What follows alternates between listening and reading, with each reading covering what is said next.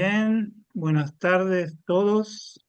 Entiendo que ya todos los que estaban en la espera le pedimos disculpas por estos algo de minutos, de 4 minutos de atraso. Entiendo que todos ya están entrando.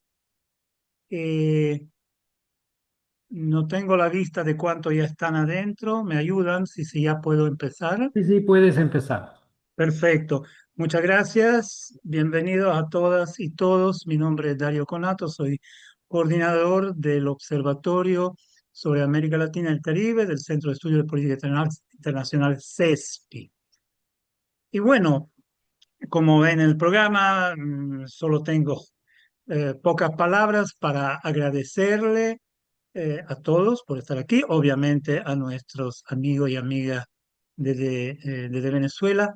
Y en realidad es un gran placer y honor para el CHESPI tener aquí a los amigos del Instituto Progresista de Venezuela, IPV, que es un centro de análisis y elaboración de propuestas cuyos enfoques tienen mucho en común con los nuestros, con los de CHESPI.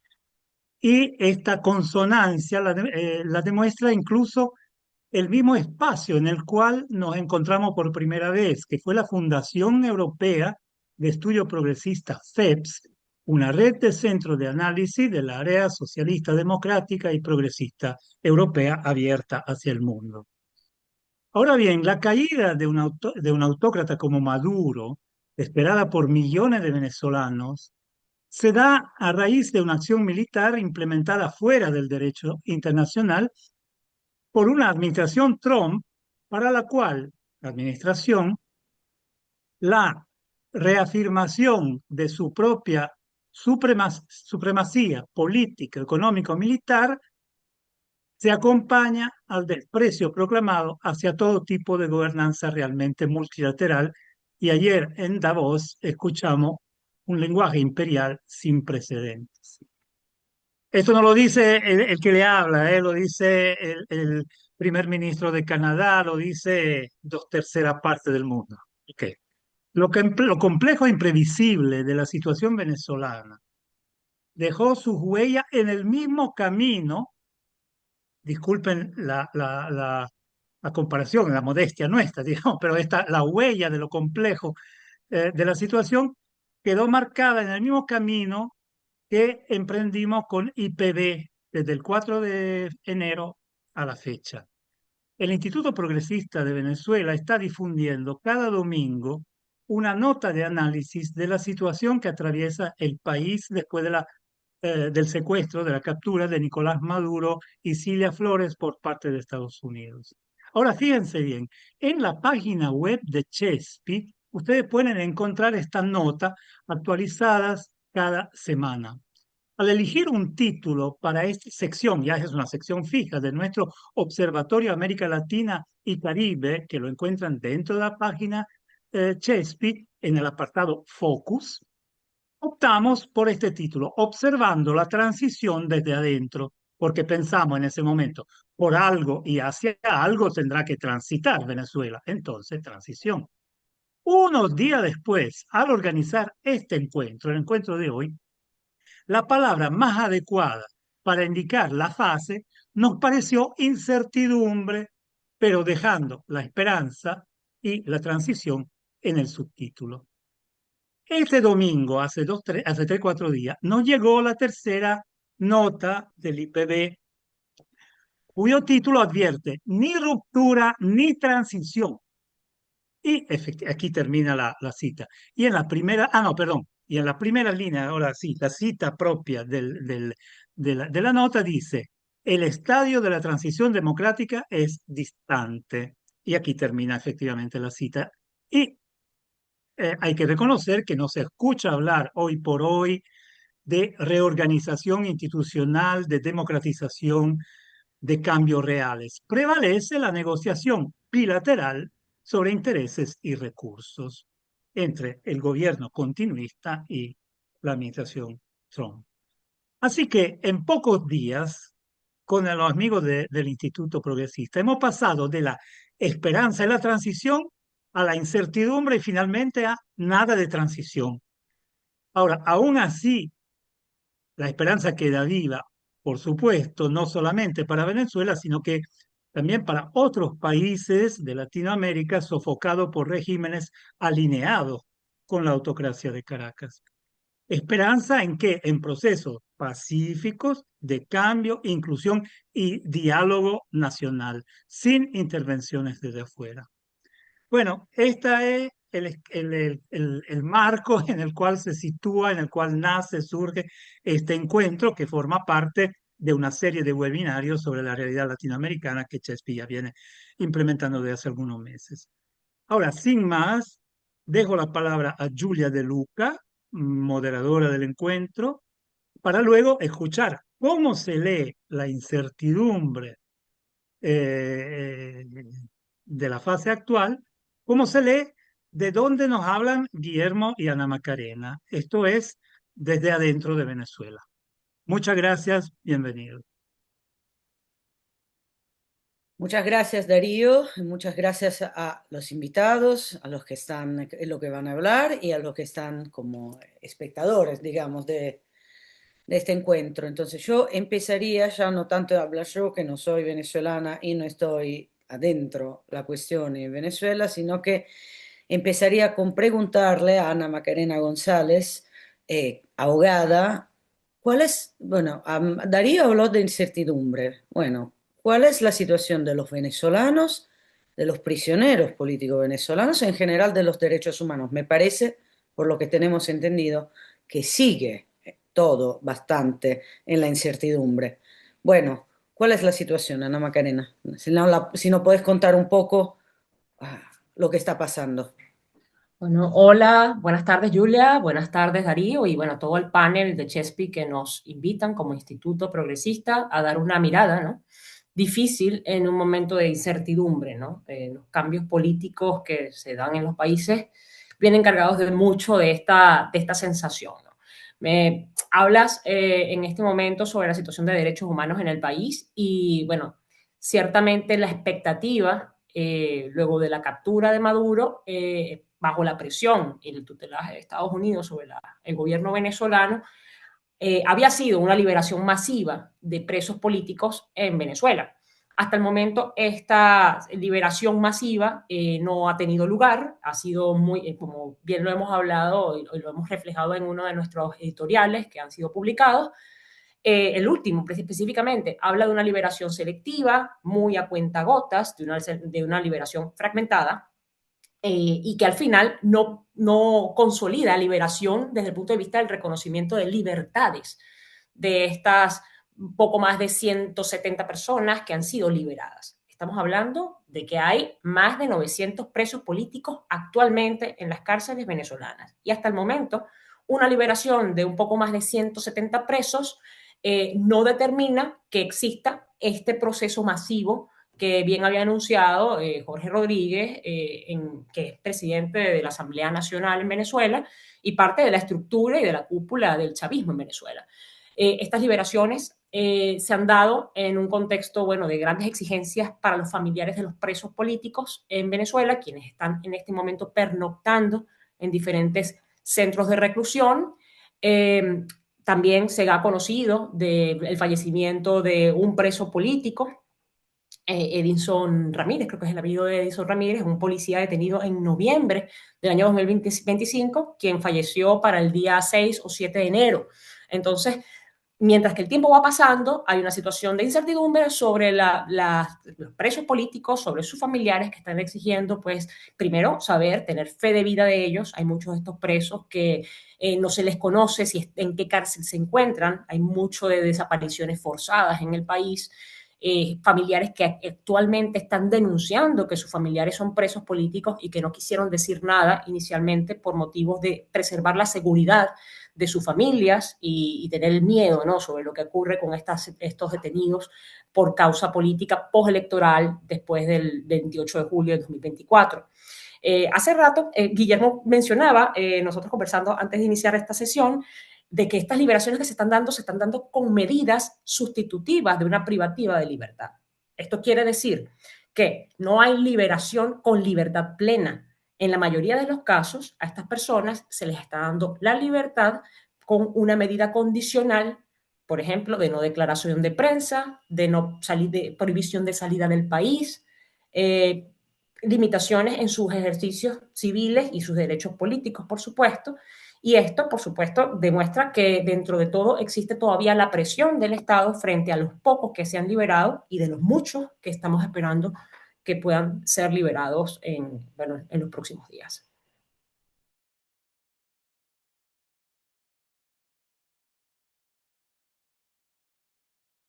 Eso pasa en las cárceles. En las calles, ¿cuál es la situación? ¿Cuál es la situación de la población venezolana? Hay muchas no, denuncias, no porque no se atreven, pero por lo que se entiende, por lo que se sabe, por lo que sale, se logra hacer salir del país, digamos, algunas noticias. eh, Parece todo normal, pero no está todo normal, ¿eh? Y las personas parecen tener miedo hasta de mandar un mensajito por el celular porque les revisa ahora cuál es la situación real de todo eso. O sea, ¿es así? ¿Es peor? ¿Es mejor? ¿Qué está pasando en las calles de Venezuela para la gente todos los días? Bueno, puede responderlo Guillermo también, que está también del otro lado de la pantalla. La situación en Venezuela sigue siendo tensa. Hay escasas manifestaciones bueno, ni de júbilo ni de rechazo. Es difícil la situación allí por la violación y la conculcación de los derechos civiles y políticos de la ciudadanía. Todavía siguen existiendo detenciones en Venezuela. Algunas son detenciones de pocos días y posteriores liberaciones, y otras, pues sencillamente se desconoce el destino de estas últimas personas detenidas en lo que lleva el mes de enero. Eh, Eso es una situación que, bueno, que todavía determina una fuerte represión de parte del Estado y de alguna manera, como existe un contexto de un decreto llamado Decreto de Conmoción Exterior, ese decreto fue anunciado por Delcy Rodríguez en funciones de presidencia ejecutiva en este momento, donde limita de alguna manera la participación política, la información, eso es parte de lo que corresponde con el decreto. Por supuesto, en un contexto autocrático no se requiere ni de un decreto para conculcar las libertades. Eso ya venía dándose en Venezuela, independientemente de que recientemente hubiesen dado otro decreto más para limitar un poco las posiciones de la ciudadanía. Entonces, hay tensión y bueno, dentro de todo ese contexto, se siguen haciendo las denuncias los diferentes organismos de instancias de derechos humanos y familiares de presos políticos en el país. Gracias, Ana. Guillermo, si querés agregar algo y aparte te preguntaría, ¿y cuál es la situación de las organizaciones de derechos humanos? O sea, ¿son objetos de algún tipo de represión, de violencia, cuál es, o sea, pueden trabajar, pueden, cuál es cómo están las cosas, digamos? Julia, yo comenzaría con que el espacio cívico ha sido completamente reducido. No solamente las organizaciones políticas, sino también las organizaciones lideradas por la sociedad civil, los sindicatos, están en una situación de constante persecución. Entonces, en los últimos meses la protesta descendió, pero no fue porque las cosas hayan mejorado, sino todo lo contrario. Hubo o sea, hubo repercusiones de acoso, persecución y hostigamiento que se sumaban a también el ambiente tenso en el Caribe había o sea, un bloque militar que amenazaba constantemente. Entonces también era la excusa del régimen y del gobierno de Venezuela para tener a la población más cercada.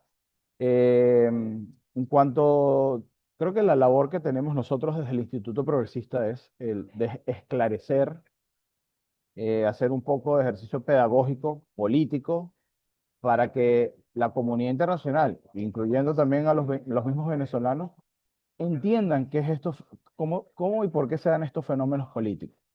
O sea, hoy Macarena explicó muy bien el tema de que no hay libertades, o sea, no es una libertad plena. Yo creo que el término que mejor se adapta es excarcelación en cuanto a los presos políticos. Se pudiera mencionar que es el único sector que ha levantado su voz en las últimas semanas han sido los familiares de los presos políticos, que muchos de ellos ni siquiera se atrevían a hablar, como lo dijo Macarena, y denunciar que sus familiares estaban detenidos, estaban secuestrados, estaban desaparecidos. Porque cuando ocurrió el hecho, le habrán dicho, no digas nada para que a tu familiar no le pase nada. Y esos familiares no están dentro de las estadísticas de estas organizaciones que se encargan de llevar el conteo de las personas detenidas. Y en estas semanas aparecieron reclamando. Esas madres, esas esposas, esas hermanas están ahorita haciendo vigilias en los centros de tortura, esperando una respuesta y que se cumpla con el tema de la liberación.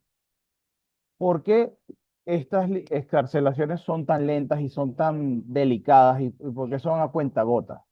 Responde a que cada uno de estos presos políticos es de un sector o responde a un sector político interno del chavismo. Entonces ahí entre ellos se manejan cuotas y el sector militar le dice al sector civil, yo no voy a entregar estos presos porque eso es como a lo mejor mi ficha de canje, es mi garantía para un futuro de negociación. Entre ellos tendrán sus códigos y se entenderán. Pero lo cierto es que no es que son presos políticos de la revolución, son presos políticos de los sectores internos de la revolución.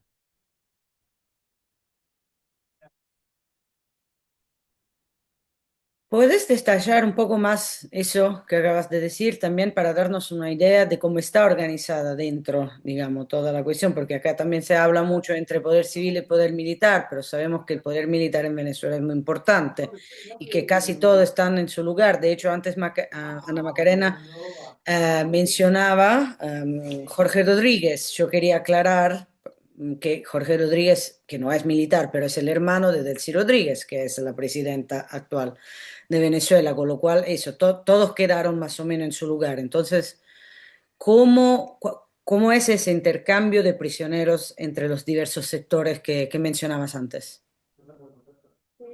Comencemos nuevamente porque el chavismo no es un monobloque, no se maneja en su totalidad, dentro de ellos hay facciones importantísimas, muchas veces son bastante marcadas, como mencionas el tema de los civiles, los militares, hay actores que vienen de una formación de izquierda, hay otros actores que se pudieron ubicar hasta en la derecha, en el dibujo, el plano politológico, se ubican más, son más conservadores, son un poco más abiertos a ciertas eh, tendencias del mercado, y entre ellos sí tratan de encontrar el equilibrio con tal de sostenerse en el poder. Ese es el único objetivo que ellos han tenido y lo han mantenido. Discuten a puertas cerradas, se presentan ante el país como una sola voz, son muy disciplinados, pero nosotros, por lo menos desde el Instituto Progresista, por muchos años le estuvimos haciendo seguimiento a muchos perfiles de alto nivel del gobierno y eso nos permitió tener un conocimiento amplio de cómo es su comportamiento y a qué responde cada una de sus acciones. Eh, tenemos, bueno, podemos hablar de ejemplos cuando las negociaciones que se dieron en Noruega o en Barbados o en la Ciudad de México, que eran auspiciadas por el Reino de Noruega, en esas negociaciones no participaba el ala militar. Entonces, todos los acuerdos que se llegaban allá entre el sector de la oposición, la misión de la oposición que iba y el grupo del gobierno que asistía, acordaban algo, pero cuando llegaban a Venezuela, el sector militar les decía, a mí no me consultaste, eso no va a ir. Entonces, esa pugna interna, ellos después narrativamente lo modificaban y le echaban la culpa. Es la oposición la que no cumple con el pacto, pero se veían esas grietas. Ellos obviamente la tapan rápido y remiendan, sobre todo para mantener los dos discursos, el discurso interno a su población, a sus votantes, y un discurso externo a la comunidad internacional.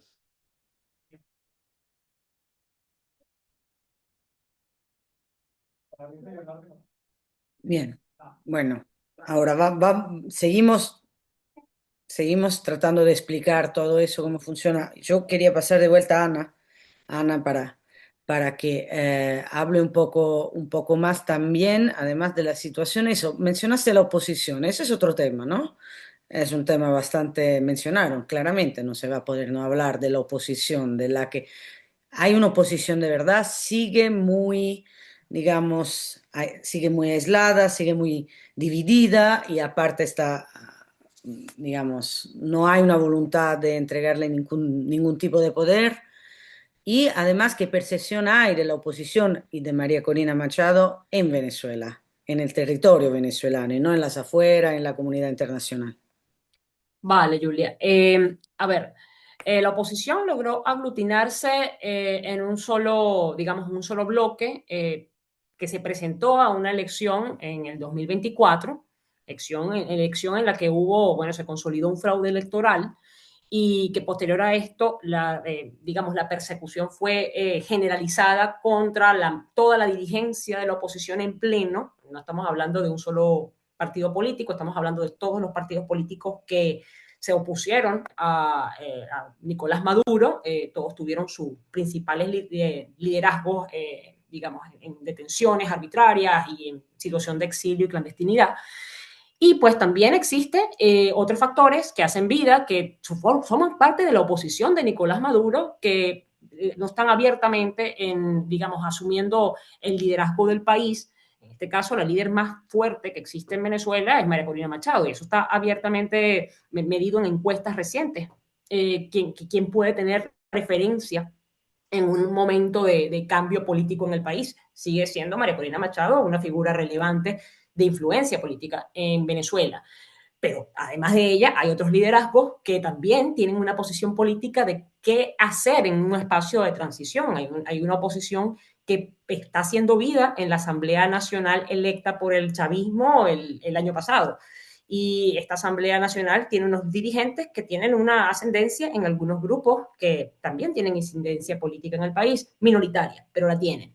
Y es interesante ver esto porque en la transición democrática que todos quisiéramos ver, pero que no se está dando, tendrán espacios políticos todas digamos, estos actores que pueden en algún momento tener un espacio de poder que ahora algunos lo tienen dentro de la estructura que tiene el chavismo configurada. Algunos lo tienen en el espacio muy pequeño de la Asamblea Nacional, una asamblea que es mayoritaria del chavismo, pero están haciendo, digamos, sus posiciones desde ese espacio.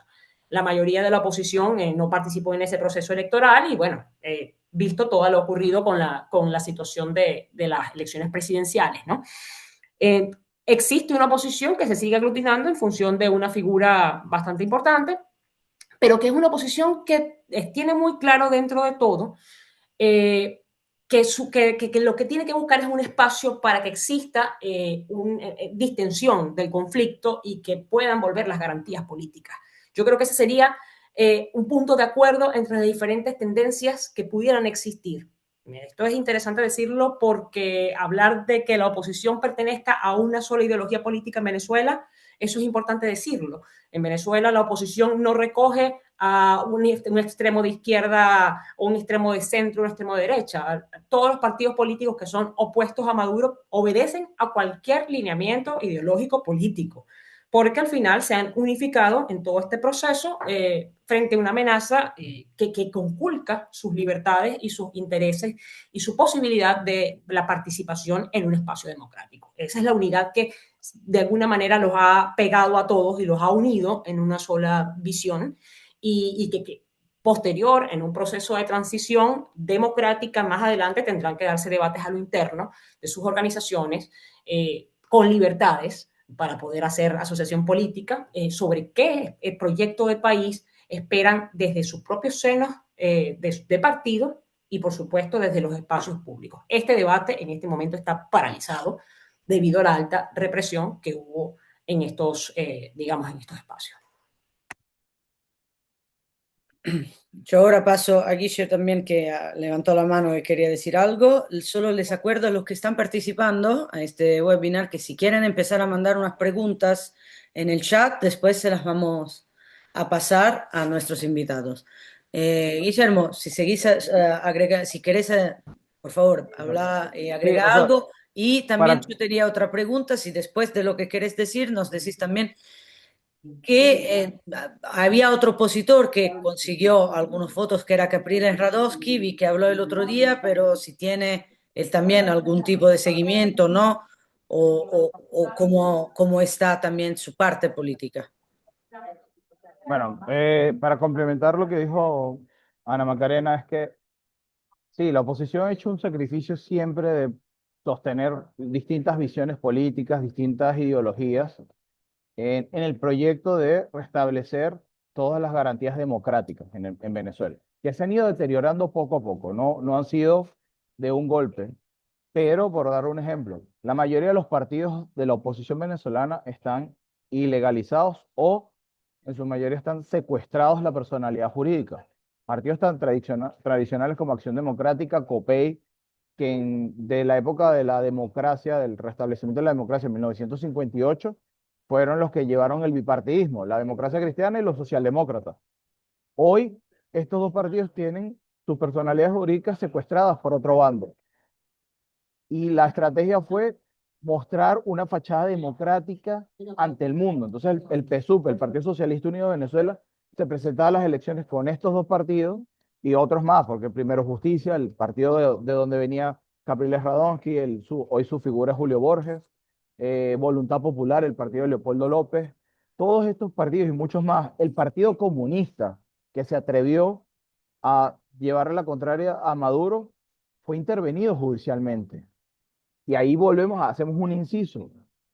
Para la comunidad internacional es muy difícil comprender que no hay una democracia plena cuando tú dices, bueno, el Tribunal Supremo se pronunció. Sí, pero ¿quién está detrás del Tribunal Supremo? En Venezuela existen 5 poderes. Creo que es el único país donde hay 5 poderes. Está el Poder Ejecutivo, el Legislativo, el Judicial, el Electoral y el Ciudadano Moral, que ni ellos mismos saben cómo definirlo. Pero bueno, los 5 poderes tienen un hilo conductor y casi siempre ese hilo llega a Miraflores, al Palacio de Gobierno. Entonces, independencia de poderes no hay y no ha habido desde hace muchísimos años, pero ellos como fachada sí lo representan, ponen un pronunciamiento del tribunal y la gente de afuera puede entender, ah, mira, el tribunal designó algo, pero designó lo que la línea política le dio desde Miraflores. Y en cuestionamiento es que le designaron estos partidos bajo una tutela de otra persona. Entonces, bajo todos esos obstáculos hemos logrado seguir adelante como oposición y ahí también nos involucramos nosotros, no como instituto, pero como individuos, de que aportamos lo que sea con tal de lograr una democracia. Y ese es lo que sea, el sacrificio mayor es sentarse a dialogar con gente que a lo mejor no tenemos el mismo visión o proyecto país. Y ahí están las grandes diferencias entre estos líderes opositores. En el caso de María Corina, trazó una hoja de ruta. Su discurso caló mucho en la población venezolana, en la población más necesitada. Eso no hay persona que pueda negar la popularidad que tiene hoy María Corina Machado, pero la incidencia dentro de las estructuras de poder es casi nula, porque ellos la tienen también cooptada. En el caso de Capriles Radonsky, que volvió a surgir en estos días, después de un proceso en el que estuvo, no sé, en una reflexión interna, supongo, él decidió participar por fuera del acuerdo de la Mesa de la Unidad de la Plataforma Unitaria y participar en las elecciones y consiguió uno de los curul.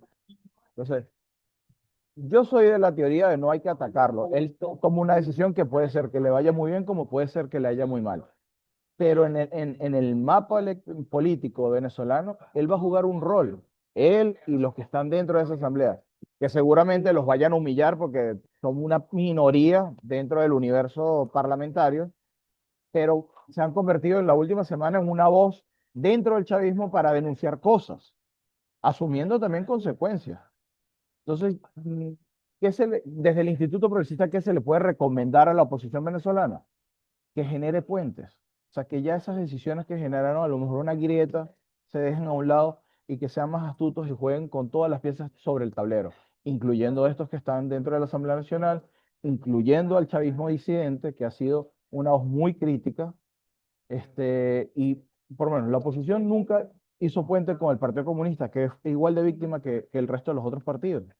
Y el Partido Comunista tendrá una autoritas, una moral para hablar de temas de izquierda y comunicar las irregularidades que están pasando en Venezuela. Y eso también lleva al mensaje que se le tiene que dar a la población de izquierda, a la población progresista en Europa, que todavía tiene un manto que ve con encanto las políticas y los discursos del madurismo, del chavismo, del rodriguismo, como lo quieran denominar, en Venezuela.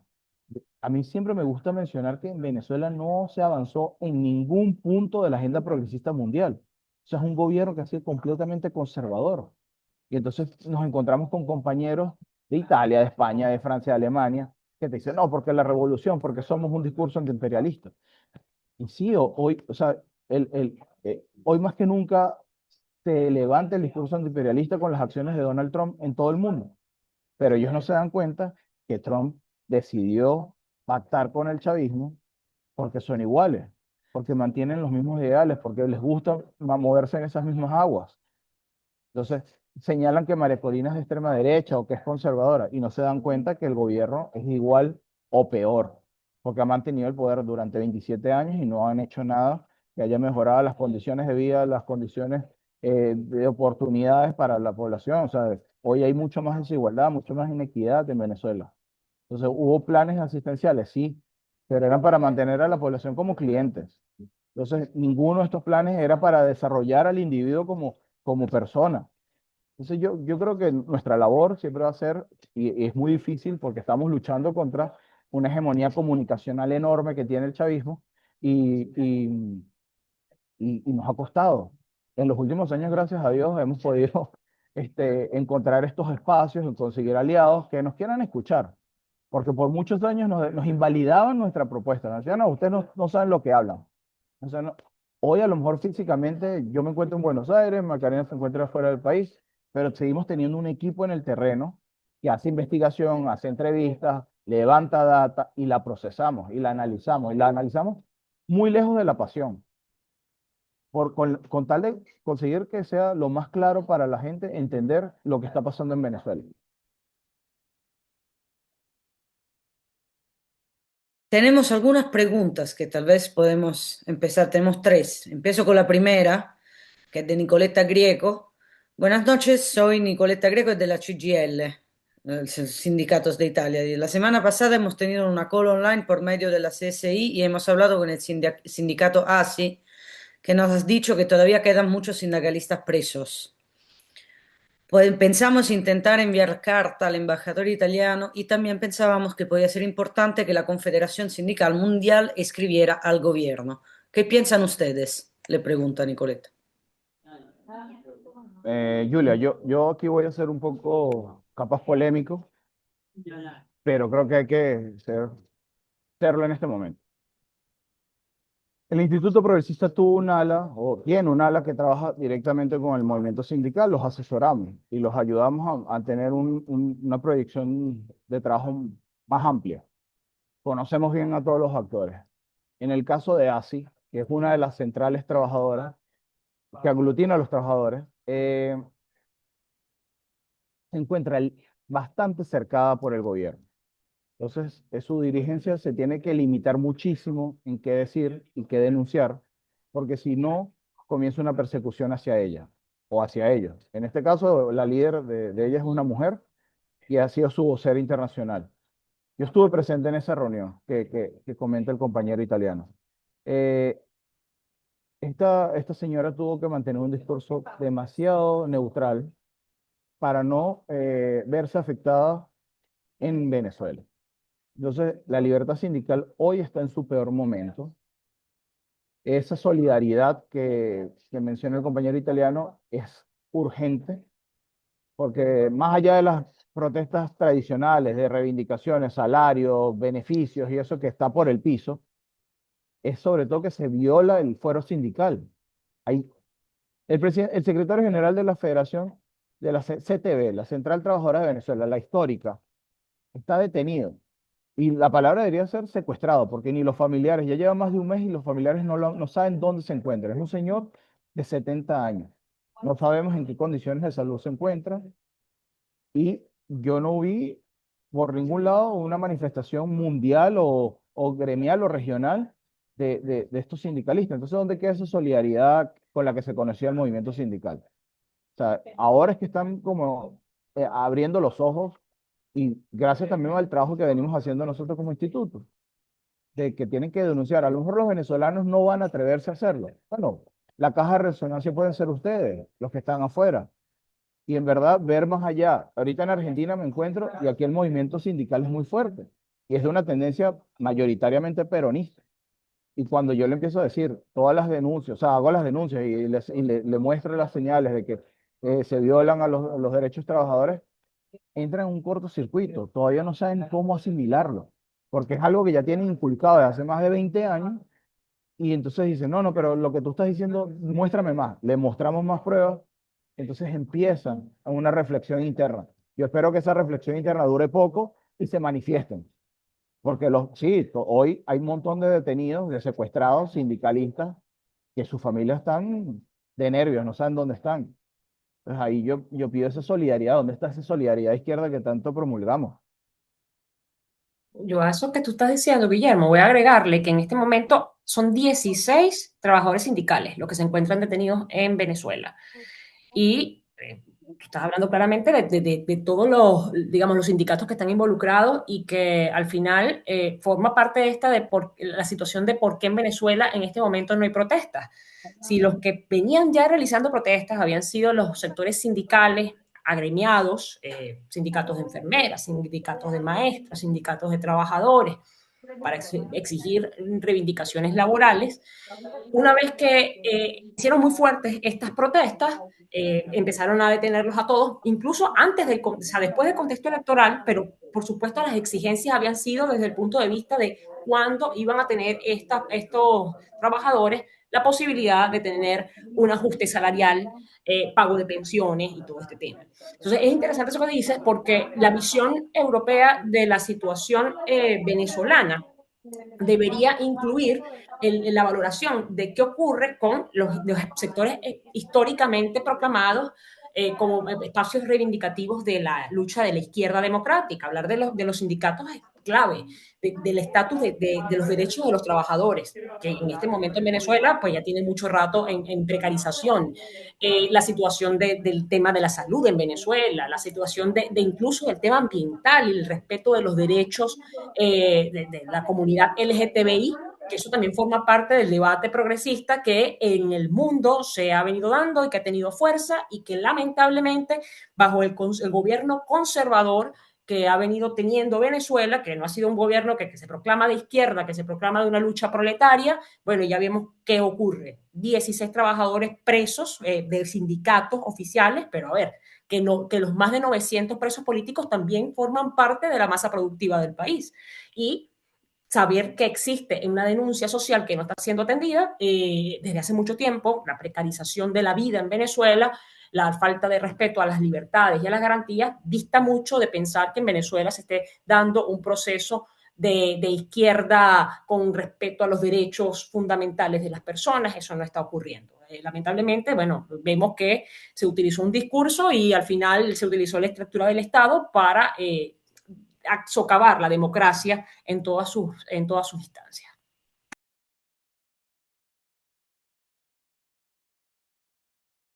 Muchas gracias. Mientras llegó la respuesta también de Nicoleta de la HGL, muchas gracias solamente para informar que nunca hemos apoyado el régimen de Maduro. En el último congreso en el que estaba la compañera de Venezuela, hicimos una declaración de solidaridad a favor de los derechos humanos y seguiremos teniendo la misma postura. Hay otra pregunta, hay varias en realidad. Voy con una que parece ser más cortita, de alguien anónimo. Dice, entiendo que el Partido Comunista está en la oposición. Guillermo, ¿querés contestar? Sí, o sea, hay que aclarar también la dualidad, ¿no? El Partido Comunista con su estructura originaria y con las bases comunistas se encuentra en la oposición. Ahora, la personalidad jurídica del Partido Comunista está alineada hoy con el gobierno. Entonces, eh, eso está pasando no solo con ellos, está pasando con la mayoría de los partidos. Internacionalmente, el caso que más conozco yo, la Internacional Socialista y la Alianza Progresista, que son los espacios de estos partidos socialdemócratas, reconocen a las estructuras tradicionales y no a, a las que han sido intervenidas. En la Liga Comunista desconozco si los que van en representación internacional son los legítimos o los que han sido designados como figura interventora. pero yo puedo compartir con ustedes declaraciones en días recientes del Partido Comunista reclamando y explicándole al régimen venezolano por qué ese acuerdo con Donald Trump, o sea, de dónde deja la lucha antiimperialista, y es una de las voces más críticas. En el periodo electoral pasado, del legislativo pasado, habían dos representantes del Partido Comunista y ellos eran los que mantenían la voz de discordia dentro del Parlamento y siempre eran los que estaban reclamando y terminaron por eso interviniéndole su partido como castigo. Julia, para terminar esta idea de este sector de la izquierda, a nosotros nos cuesta muchísimo el ser hoy una voz progresista dentro de Venezuela, porque además nos tenemos que enfrentar a la maquinaria comunicacional del régimen, pero también nos tenemos que enfrentar a una hegemonía vacía y superficial de la oposición venezolana que solo por rechazo al régimen se autodeterminan o se autodenominan de derecha. Entonces, ahí es nuestro mayor esfuerzo pedagógico de explicar que ya el tema de las de ideología de derecha e izquierda ya ha pasado, pero sí te marca un antes, un después o un punto de discusión, los derechos civiles, los derechos humanos y sobre todo el tema de la amplitud de la sociedad, de la pluralidad. No podemos trabajar en un bloque solamente, o sea, una hegemonía de ideas. Y desde el del sector progresista, que nosotros no es que seamos activistas de políticos, somos más de desarrollo de ideas, pero nos cuesta que nos comprendan, que nos compren nuestra versión, porque hay un rechazo nato. O sea, dice, no, si el chavismo es de izquierda, yo soy de derecha y punto. Y no es así. O sea, hoy se está viendo quiénes son los aliados del chavismo. O sea, en Europa, para no ir tan lejos, ¿cuáles han sido los gobiernos más, si no más cercanos, los que han facilitado el que se establezca una relación normal con el régimen? Hungría y Polonia. Ustedes me dirán qué hace Hungría y Polonia, cuál es la posición de Hungría y Polonia. La conocen bien. Rusia. Entonces, y así, lo único que en el resto de América es como una reacción sin fundamento. Hay muchas más cercanías ideológicas y políticas del proyecto de Bolsonaro con el chavismo que lo que es hoy el proyecto que representa Lula con el chavismo. Pero a la gente le da temor abrir ese debate. El comportamiento de Bukele en El Salvador, yo creo que se han hecho guiñas y gestos de cómo es el trato hacia la población civil. Les gusta entre ellos. Ahora, narrativamente van a ir en contra porque se encuentran posicionados equivocadamente en lugares distintos. Pero ahorita con Trump a la cabeza de todo este proyecto en la región, creo que se están alineando. Y la sociedad civil y los movimientos de izquierda estamos en una lucha constante. Y quiero cerrar aquí este punto. Disculpa, Julia, me tomo un momento la palabra. No es para hacer una pregunta, pero le pido a Guillermo que en 30 segundos nomás aclare ese tema de la diferencia entre un partido político y su reconocimiento jurídico. Porque yo sé que eso se usa, por ejemplo, en Nicaragua hacen lo mismo, pero acá para un italiano no se entiende nada. Si puede aclarar exactamente qué es ese dualismo. La personalidad jurídica del partido es la que te permite tener la representación y la designación de candidatos en cualquiera de las instancias electorales que se vayan a dar en el país, incluyendo también la sede física del partido, la casa matriz. El Tribunal Supremo de Justicia en varias órdenes decidió designar a X personas a cargo de X partido. La lucha está en que la estructura legítima que mantenía cada una de estas organizaciones se mantuvo firme, la militancia se mantuvo firme y ha tratado de luchar en recuperar los derechos de poder designar candidatos. Entonces, es simplemente como un show o una fachada que usa el régimen para aparentar pluralismo. Entonces dice, hoy en esta mesa de trabajo se encuentran 10 organizaciones políticas de la oposición. No es cierto, son organizaciones que cumplen con una fachada, pero no tienen ni manejan la militancia opositora. Entonces, eso es como, es un pan y circo. El chavismo siempre se ha manejado en una fachada. A lo externo va a decirle a la comunidad internacional, no, aquí hay amplitud, en esta mesa estamos sentados todos, pero a lo interno te ahogaron y te obligaron a que no puedas sentarte en esa mesa y no puedes representar a tu partido. Tenemos dos preguntas más. Una es para Ana Macarena, que dice, Samuel Díaz, ¿por qué hubo tanta conmoción por la intervención, pero no hubo lo mismo cuando se robaron las elecciones? ¿Y por qué no hay la misma conmoción ante los testimonios de los ciudadanos italianos liberados? Me parece muy pertinente la pregunta de Samuel, porque ciertamente pareciera que el mundo necesita tener hechos como esto, una intervención militar que extraiga y que capture a un actor político para poder armar una opinión y un desagravio o armar o tener alguna posición política con respecto a una realidad. Y eso es muy lamentable, porque los venezolanos hemos venido denunciando en diferentes instancias. En el caso nuestro, hacemos un estudio sobre el contexto político venezolano actual, pero en diferentes instancias políticas de derechos humanos se ha venido alzando la voz de esta situación y es muy triste la reacción tardía de la comunidad internacional sobre situaciones como la que estamos viviendo hoy, de una crisis institucional, de un colapso político, que por supuesto se ve como, de alguna manera, la captura de Maduro consolida una queja mundial y que pareciera un origen de un conflicto de derecho internacional público, pero para los venezolanos no es origen, para nosotros es una consecuencia de una situación de inestabilidad política dada por años. Entonces, es muy lamentable y de hecho es una cosa que es difícil en el análisis que tenemos de esta situación, decir, bueno, pero entonces Donald Trump está siendo bien visto por los venezolanos, los venezolanos lo quieren, ¿cómo lo ven?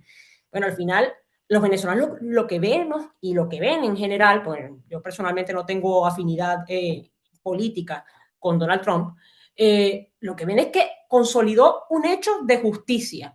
La percepción de Maduro y de lo que ha ocurrido en toda su gestión desde el año 2014, que asumió el poder, arribó al poder de una forma también cuestionable, porque no fue bajo una elección. O sea, desde 2014, Nicolás Maduro ha tenido espacios políticos básicamente heredados del liderazgo de Hugo Chávez y después del blindaje político realizado con cooptación de algunos sectores, el caso de los militares, el caso de otros sectores de la sociedad civil. Entonces, cuando se ve todo esto, la gente dice, hay justicia, pero lo lamentable de esto es que sabemos que la justicia todavía no ha llegado a Venezuela y estamos viendo precisamente la inactividad de una comunidad internacional que hace discursos y hace digamos, unas buenas promesas y denuncias sobre la situación mundial, pero que en cuanto a la acción es bastante inmóvil.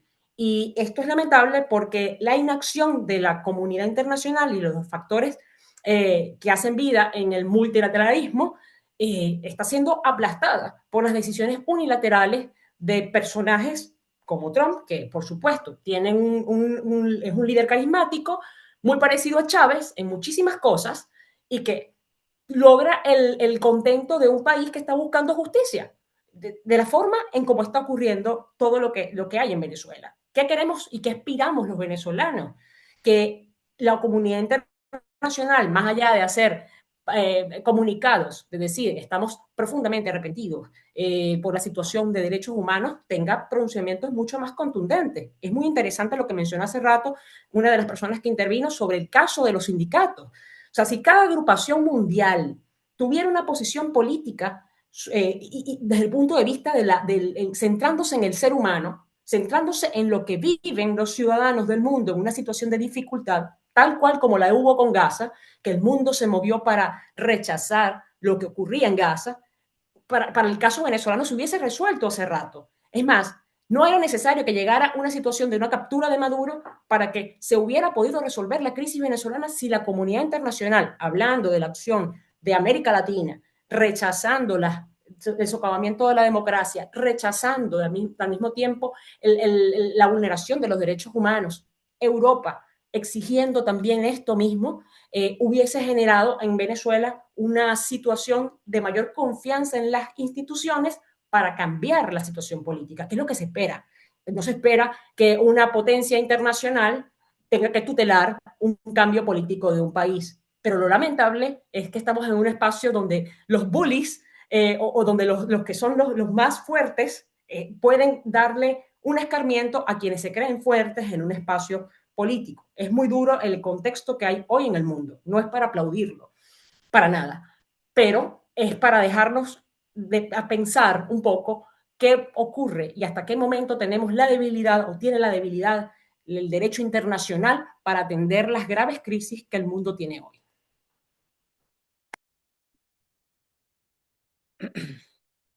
Tenemos una, calculo, última pregunta antes de pasarle la palabra después a Camilo.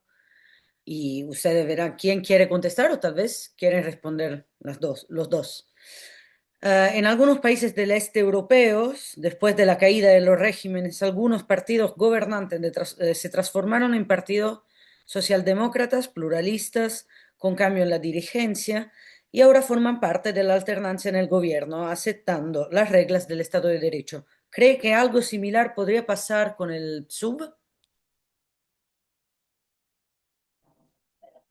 Sí, Julia, mira, enlazo con lo último que mencionó Macarena y llegamos a esta idea, es que eh, yo creo que la comunidad internacional nos pidió que cumpliéramos con ciertos factores, ¿no? O ciertas tareas. Negocien, se negoció. Dialoguen, dialogamos. Organícense, nos organizamos como oposición. Participen en las elecciones, participamos en las elecciones. No solamente participamos, ganamos las elecciones y comprobamos que habíamos ganado. A mí no me gusta decir fraude electoral del 28 de julio del 2024. Para mí fue un robo, porque nunca, o sea, se pronunciaron, ganó Nicolás Maduro y ya, y no demostraron por ningún lado un voto que sustentara esa afirmación. Más bien usaron el Tribunal Supremo de Justicia para darle validez narrativa a su acción. Y la comunidad internacional no dijo nada, no se manifestó. Entonces hoy, para el pueblo venezolano, ve la captura de Nicolás Maduro y celebra, porque además rompe con la idea de la impunidad de los líderes. Entonces ahí dice, muchos de ellos, la población pensaba que los líderes, las cabezas de este movimiento, se iban a salvar. No, ahí los ves a los dos, no solamente a Maduro, a Cilia Flores, que no es ninguna primera dama, nada más. Es una operadora política que tenía una carrera propia antes de Nicolás Maduro y que ella es una de las que ha construido una estructura dentro de la justicia venezolana y dentro del sistema de la tesorería nacional. No es que es una señora cualquiera, era una gran operadora política y hoy está detenida. Lo lamentable es que la estén deteniendo por una acusación que nosotros preferiríamos que fuera más por lo del tema de violación de los derechos humanos, que nos parece más grave, más que el mismo narcotráfico y por la corrupción interna en el país. Pero bueno, está hoy detenida y tienen que ver, o sea, y van a tener condiciones para defenderse, cosa que los que están en Venezuela no la han tenido. Por otro lado, nosotros como grupo pensante progresista, nunca hemos visualizado una transición de suma cero, ¿sabes? Acabar con el chavismo de raíz. Eso no va a pasar y no debe pasar.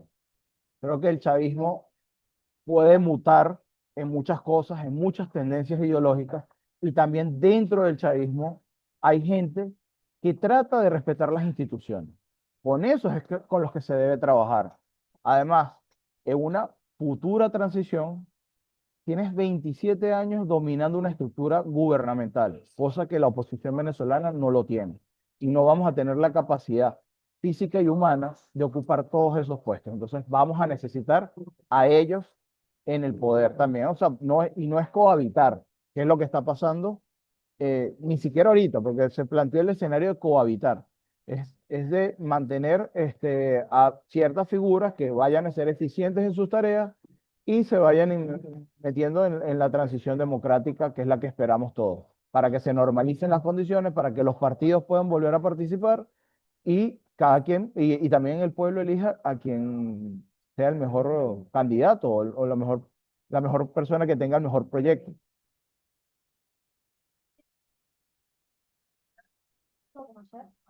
Ana, ¿querés agregar algo?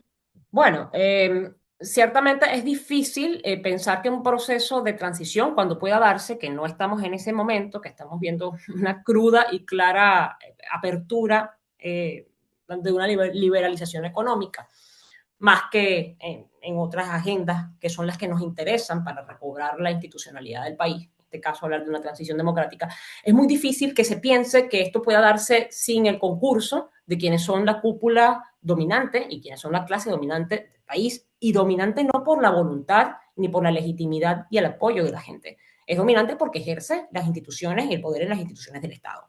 Entonces, es claro que, como dice Guillermo, esto pueda pasar y pueda mutar. O sea, ha ocurrido con el totalitarismo y con, bueno, con dictaduras en América Latina, ha ocurrido con dictaduras en Europa, donde claramente puede fallecer el dictador o el líder autoritario, o incluso puede, bueno, ser derrocado, pero siempre hay la posibilidad de que estos grupos que han apoyado al gobierno puedan tener un espacio de representación en algún espacio político, y posteriormente a esto, por supuesto, las mismas democracias van decantando.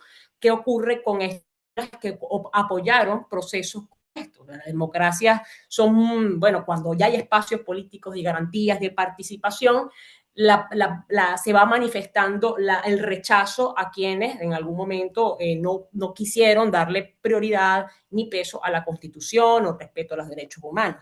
Yo sí creo que es posible que pueda mutar el chavismo, y que incluso ahí tienen diferentes tarjetas políticas, que no estamos hablando nada más del PSUV, estamos hablando de que tienen un movimiento que se llama Somos Venezuela, que maneja directamente Delcy Rodríguez desde hace mucho tiempo, que es un movimiento de apoyo a Nicolás Maduro, que bueno, ya hoy no se encuentra en funciones, pero son posibilidades que estos pueden ver a largo plazo para ir mutando y saltando de un espacio, de un espectro bastante autoritario a un espectro un poco más participativo e incluso democratizador.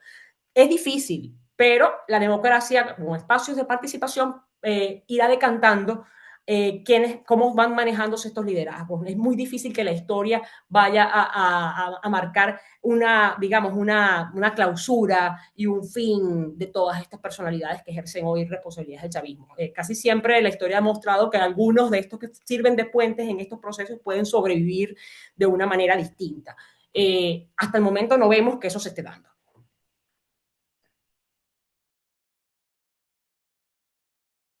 Yo les diría que si están de acuerdo, dejaría la palabra a Camilo Robertini. También, Camilo, además de las conclusiones, si nos piden desde la pregunta si podemos eh, comunicar en dónde se puede encontrar la grabación de este seminario virtual.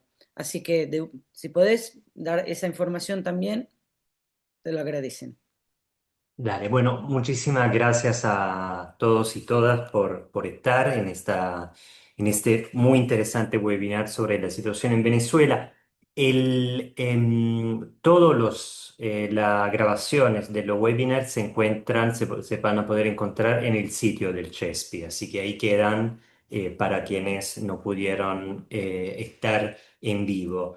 Em, yo creo que voy a ser muy rápido, pero creo que sobre todo viéndolo desde afuera, la situación venezolana se presta para interpretaciones maniqueas, blanco y negro, y creo que hoy avanzamos un poco, y lo cual no es una tarea menor en matizar las posiciones, y eso la verdad creo que ayuda mucho para pensar la situación venezolana y la posible transición a esta altura desde una perspectiva menos tajante, ¿no? Menos desde una posición pro en contra, derecha e izquierda, un enfrentamiento tan bipolar que no ayuda realmente para entender la realidad, lo cual también me deja pensar que cuál es la difícil tarea del progresismo, ¿no?